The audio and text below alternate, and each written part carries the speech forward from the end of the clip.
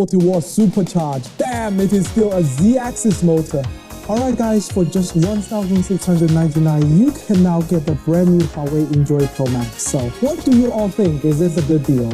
You know, I always felt that with Huawei's phones, the more you pay, the better the value you got. But this time, they have actually made it cheap. To think it is actually a good value, that is just wild. The one I got is the 256 gig version for $16.99. So why do not you guys rate its value for money first? And today, we are just going to do a quick unboxing. But it turns out, I think once Huawei switched back to the Kirin 8000, a lot of those problems just vanished. For example, remember how the cheaper phones used to only support 4G? And there were all those compatibility issues? I mean, the Snapdragon 680, its performance was just really weak. So let us get to the unboxing. This price is after the government subsidy, which means that for subsidized phones, you have to unbox them and activate them right away. So this is kind of a fake unboxing. The original price is $19.99, but the government subsidy knocked off 300 RMB. Just a heads up, if you peel this off, you will not be able to connect to the internet. So we will just go ahead and peel it for you guys. Okay, so on a scale of 1 to 5, go ahead and rate the design for us. We will get to that in a bit. First, let us check out the accessories. In the box, you still get a 40 watt Huawei type of charger. That is 40 watt supercharged. I wonder what you guys think about this speed. And then we have the SIM ejector tool. Oh, and here's the clear case, which is my favorite. This is pretty much the standard case you get with budget phones. I mean, it will turn yellow over time, and it is not resistant to fingerprints at all. So that is a downside. But then again, Huawei uses this kind of case for everything, from their budget phones to their flagships. So I guess it does not really matter. The only difference is that the ones for the more expensive phones are a bit stiffer. A lot of people have been hyping this up, calling it a Mini Mate 80 Pro Max. So today, let us see what it is all about. Alright, first up, let us check out the design, and this time it really does have that Big Brother vibe. That is because they have also gone with a flat edge frame, but what a shame the human feel is just really average. And why is that? First off, it is the all plastic part of it. It just feels so incredibly plasticky. Actually, you cannot even say it feels plasticky because it is plastic. I mean, look at the accessories, the hardware, the overall package. It is just, it does not have that feeling feel in your hand.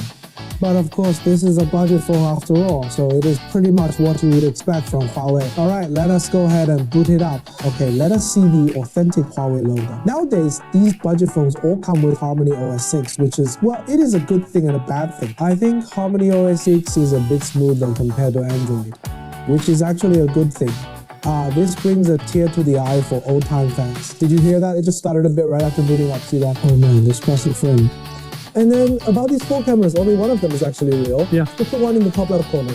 Below that is a night blaster, the bottom right is a flash, and then the top right one is purely for decoration. It is totally useless. So this is a bit, how should I put it? It is more of a just for the looks kind of thing.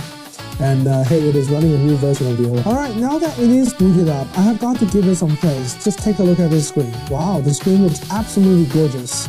And you can see the bezels here. It is not like they have given you one of those massive chin bezels. Right, the bezel control on this whole device, I think for a budget phone, is exceptionally good.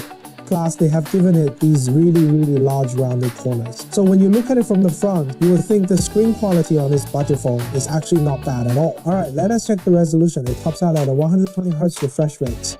And the screen, I would say it is probably around 1.5K resolution, which looks pretty decent. Alright, let us test out this Kirin 8000 and see if the UI animations are laggy.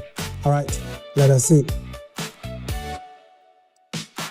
Yeah, there is a bit of a delay. See that? It is just not perfectly responsive. Let me try that again. You know, it is actually not bad, especially compared to the older models with the 680 chip.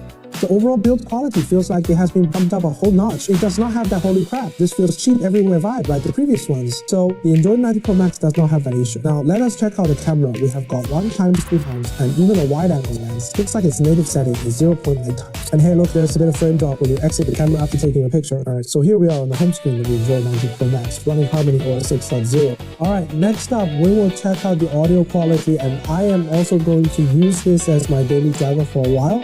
And here is another point I am really looking forward to. Now that it is running on Huawei's in-house Kirin chip, it supports 5G. And this is exactly what everyone wants to see in a budget phone. I mean, you cannot expect to spend over 1,000 yen and still end up with a 4G phone. So that is definitely another highlight this time around.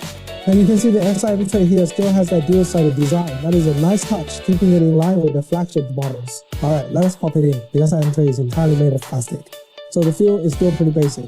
And you can see here, this is a huge plus, guys. Even on a budget phone, Huawei is back with that top-tier signal strength. That is definitely something to praise.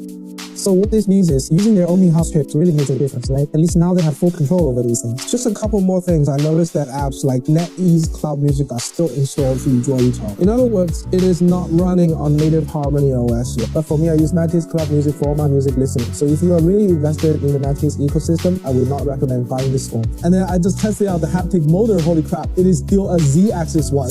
Guys, it has been ages since I have seen a phone with a Z-axis motor. Huawei still got that strict tier system. Even a basic 0809 X-axis motor would have been better than this buzzing Z-axis one, man. This is just hard to take.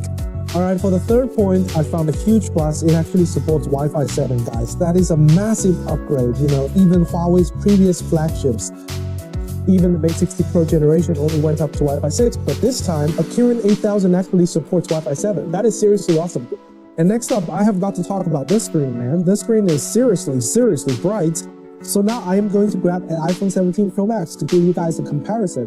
Both phones have their brightness maxed out, and as you can see, the Huawei screen is definitely not falling behind the iPhone, at least when it comes to brightness. And I also went ahead and tested just how good the eye care features on this phone are. So you can see its eye care feature, the lines on the screen are incredibly fine. So in terms of eye comfort, I would say I am pretty okay with this display. So what do you guys think? How does this phone stack up? Oh, and there's one more thing I forgot to mention. The RAM on this phone is actually 8GB. So for 1,699 yuan, what I got is the 8GB plus 256GB version. But hey, I am pretty sure that with Harmony OS, you will not really feel the difference with 8GB of RAM. If you did not tell me, I would have thought this was a MacBook. The NEO also has the same 8GB anyway. I do not really see many phones with 8GB these days, since most phones are already up to 12GB. But with memory prices skyrocketing right now, we might actually see more and more 8GB phones in the future. And I will also be testing the phone's overall smoothness to see if this 8GB of RAM is actually enough for daily use. And on the software side, I am planning to test that out later on because I want to try using this as my daily driver for a bit to see what it is like switching from the iPhone 17 Pro Max to this Enjoy 90 Pro Max and just see what a huge difference it makes. Of course, that was just a bit of fun. I am definitely going to put this Enjoy 90 Pro Max through its paces and see what the Kirin 8000 is really capable of. And you can also see that the system smoothness, I feel, is a lot better than before. Plus, there is a new software update on the way, so we will be back with a full review for you all later on. Alright, that is all for this video. If you enjoyed this video, do not forget to give it a like, hit that subscribe button, and show some love. I am your host, Dream, and I will see you in the next one. Bye!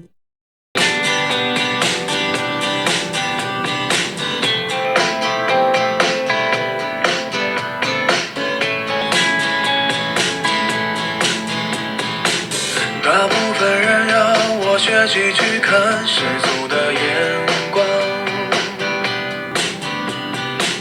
我认真学习了世俗眼光，世俗的天亮。几部外国电影没听懂一句话，看完结局才是笑话。